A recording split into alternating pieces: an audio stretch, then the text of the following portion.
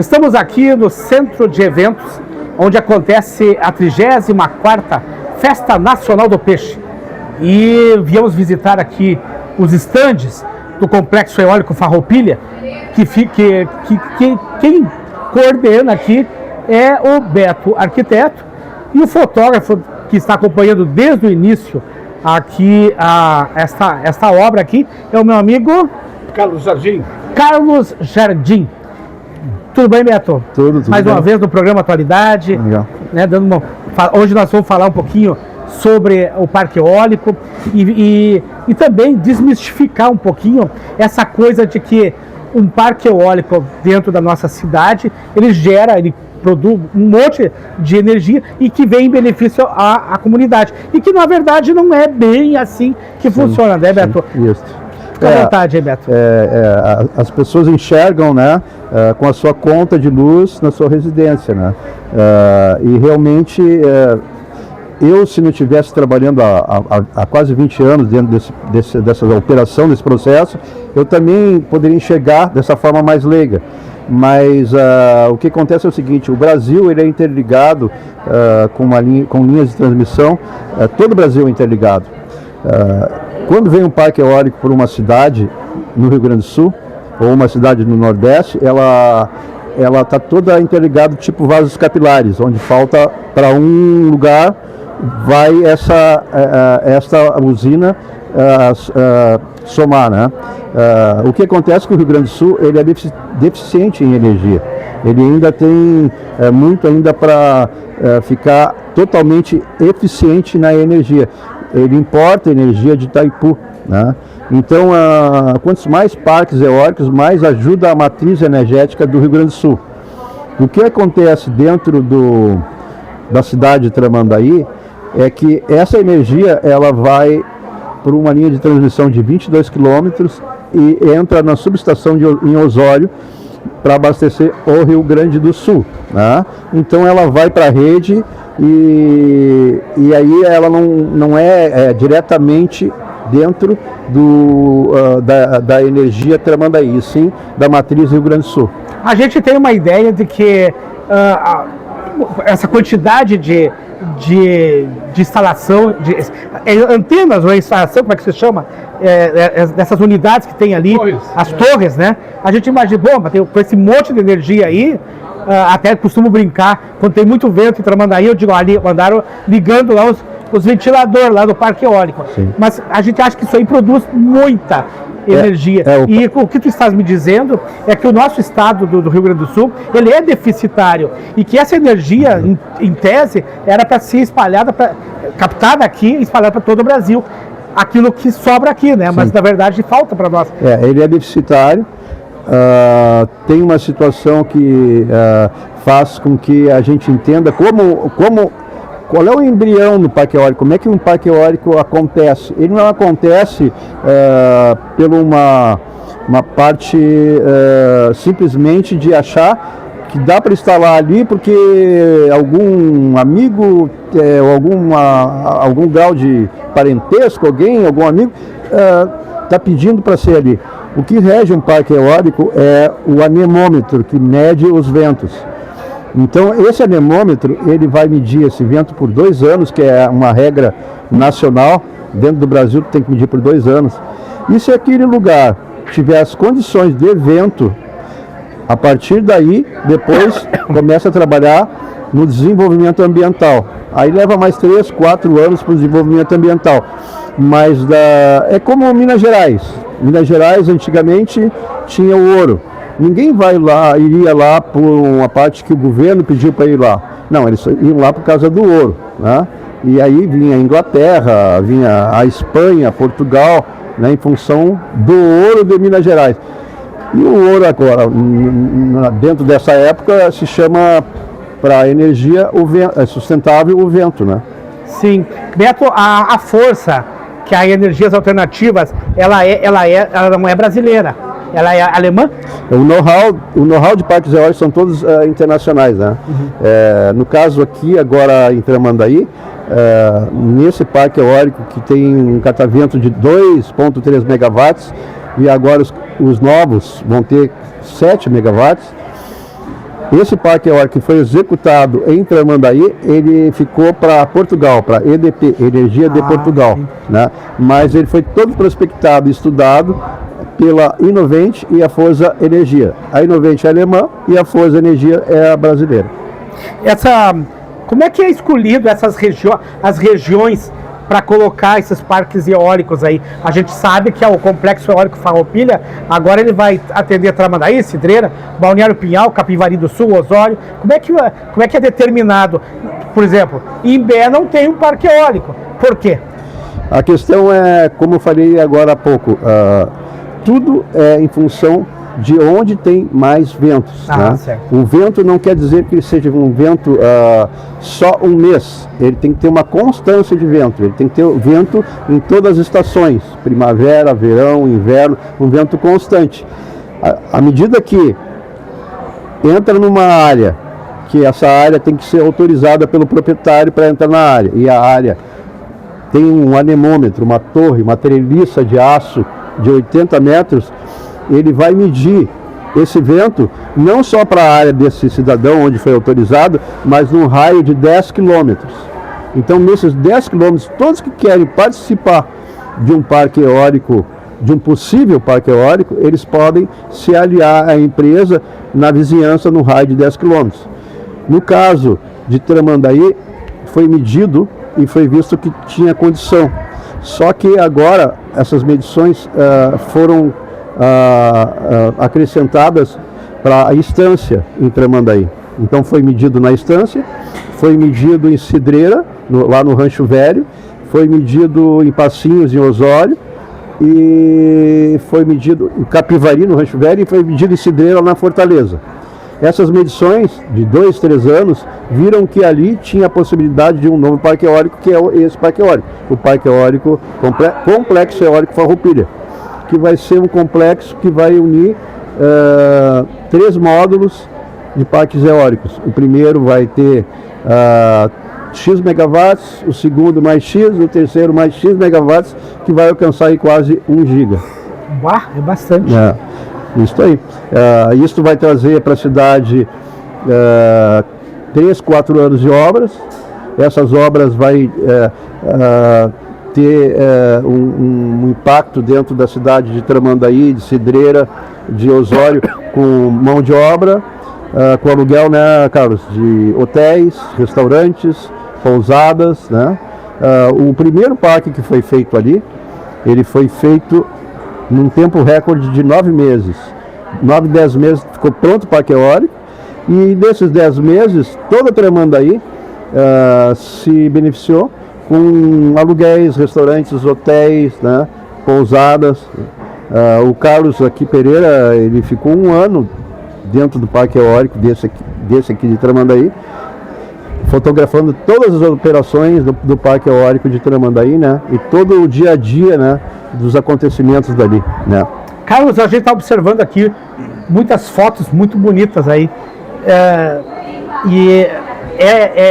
o teu trabalho é registrar a evolução dessas obras aí através das lentes, através do teu olhar. Como repórter fotográfico, a gente tem um olhar diferente, desde a mão de obra do trabalhador, a montagem dos equipamentos, a saída, a chegada, a saída dos portos, acompanhar pelas estradas, já vai verificando as estradas, por onde pode passar, e é uma estrutura muito grande, a logística é muito grande e não pode parar, não pode errar o trajeto, porque o equipamento de 80 metros de cada peça, 80 metros de distância, não pode entrar no retorno qualquer, né? Então tem que sempre ter acompanhamento, e a gente fotografando tudo e mandando semanalmente para a empresa alemã que fez o projeto do parque, né? Então eles têm um acompanhamento semanal lá e vendo a evolução da obra. Tu já está há bastante tempo como fotógrafo, repórter fotográfico, como é que se chama? Repórter fotográfico. Repórter fotográfico, tu já está há bastante tempo. Comecei com 21 anos na Zero Hora e fui para Santa Catarina para montar o Diário Catarinense. Lá fiquei durante 19 anos e agora essa empresa me contratou eu já estou há 13 anos nessa empresa só trabalhando com parques eólicos. Ah, que bacana. Beto, qual é a previsão dessa obra aí? Olha, está no pé agora de virar audiência pública, né? Porque como ela é uma obra que precisou do IARIMA, né? O IARIMA tem um rito da parte ambiental que é a audiência pública, onde Tramandaí vai ser contemplado numa audiência pública e as outras cidades que estão dentro do projeto, né? Aquele assunto, né? De falar sobre o projeto, identificar o projeto, né? E as pessoas entenderem, né? Até essas perguntas, pô, mas onde é que essa obra que vai ser executado me beneficia diretamente, né? É uma pergunta maravilhosa que tem que ser feita, né? Mas essa pergunta está ligada à obra em si, né? Que vai ser uma obra aí que vai durar 3, 4 anos. O ISSQN entra direto dentro das cidades, né? Que é o imposto sobre os serviços, né? E sem falar também dos serviços sociais, sim, que os municípios se beneficiam se os municípios souberem aproveitar esse espaço, né? Quer dizer, souberem aproveitar, encaminhar projetos para a força, né? Energia elétrica. Na situação do parque eólico, o Rio Grande do Sul ou a prefeitura, é complicado deles fazer um pedido para acontecer. Vem em função do vento e do proprietário. Sim. Agora, com certeza, a gente tem um suporte bom da prefeitura, né? Um suporte bom do estado, né? A gente pede, eles dão assistência e documentação, né? Porque tu precisa do uso do solo, né? Sim. E a prefeitura tem que te dar o uso do solo para fazer com que dentro da cidade haja esse empreendimento.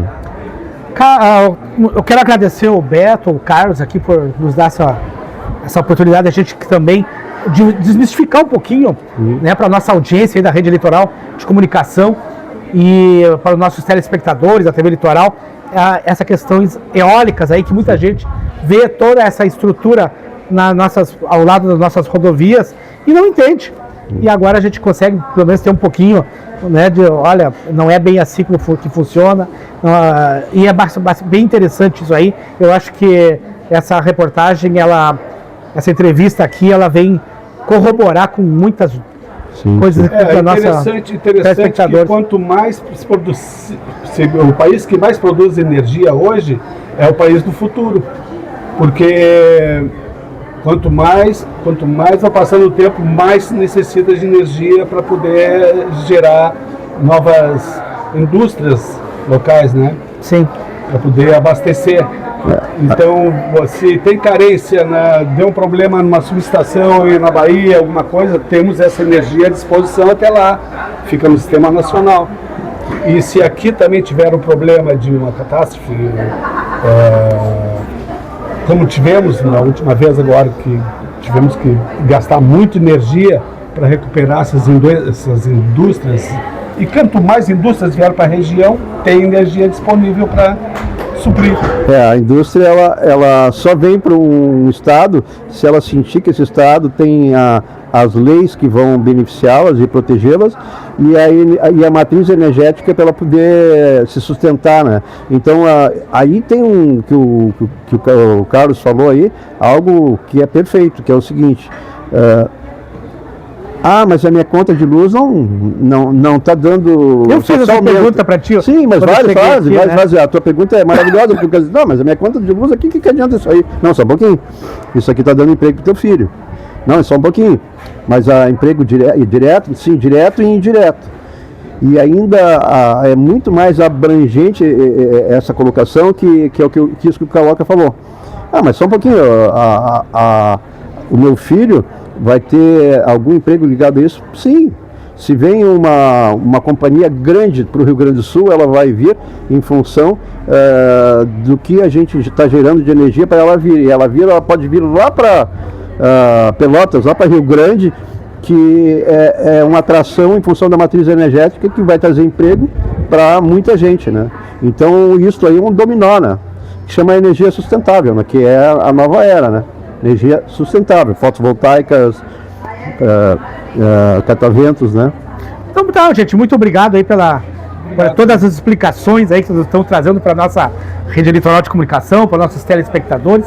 E, gente, quem puder e vir até a 34ª Festa Nacional do Peixe, venha aqui no estande, fale com o Beto, fale com o Carlos, eles vão disponibilizar para vocês todo um material elucidativo aqui, que traz bastante informações sobre o parque eólico, e é muito importante a gente ter ciência de como efetivamente isso funciona e como isso contribui, seja para o crescimento da cidade, para o desenvolvimento da cidade, seja como tu mesmo disseste, pela geração de empregos diretos e indiretos, e sem falar também no comércio local, né? Sim. A gente teve um documento que a gente precisou da Secretaria de Planejamento, como é que é o nome do secretário? Léo, né? Professor Léo. E ele nos conseguiu esse documento em 2 dias, 1 dia e meio, 2 dias ele conseguiu recorde, né? Com todo o embasamento certinho, né? Então a gente precisa de Tramandaí, precisa de Osório, de Capivari, de Cidreira, né? E por isso que a gente está aqui na Festa do Peixe, fazendo com que a gente tenha esse elo junto com a comunidade e com a prefeitura local. Muito obrigado, o Beto e o Carlos aqui, por nos dar essa oportunidade, gente, tá? E nós ficamos aqui da Festa Nacional do Peixe, 34ª edição, hoje, quinta-feira, muitas atrações. Lembrando que sexta-feira, a atração principal, Ana Castela, lá na arena de show, e vocês não podem deixar de vir para cá. Também lembrando que quinta e sexta-feira é 0800, entrada grátis, ninguém paga nada aqui dentro. E, gente, a melhor tainha assada na brasa é aqui, da 34ª Festa Nacional do Peixe de Tramandaí.